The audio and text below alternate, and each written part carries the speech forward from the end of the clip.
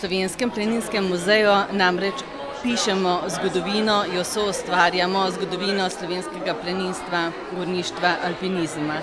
In prav z našim sloganom ali motom Naveza za vrhove prihodnosti vabimo in tkemo trdne vezi z mnogimi partnerji. Med temi je tudi Zavarovalnica Triglav, s katero smo že v preteklem letu ob 240. obletnici prvega vzpona, dokumentiranega vzpona na Triglav, pripravili izid zbornika ob tem in pa seveda tudi simpozij. To je bilo leto, v katerem je teklo veliko aktivnosti ob tem jubileju. Smo se odločili za nadaljevanje letega sodelovanja in tako na pobudo Zavarovalnice Triglav pripravili likovni natečaj.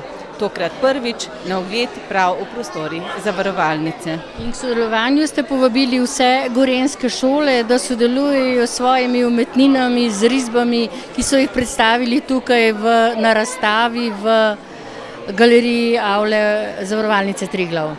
Ja, tako je. Kot so povedali, je prispelo več kot 400 risb osnovnošolskih izdelkov učencev osnovne šole in skoraj polovico jih je predstavljenih.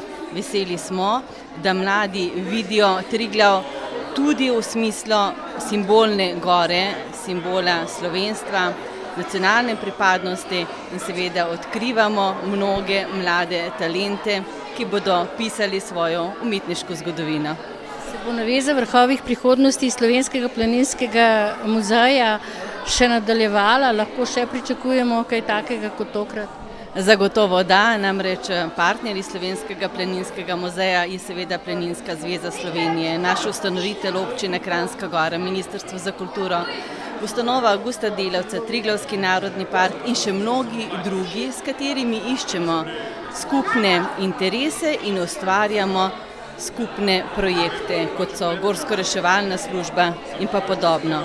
Nenazadnje dovolite, da vas prav v mesecu maju povabim tudi v Slovenski planinski muzej, kjer bomo odprli del razstave Neverjetne gore.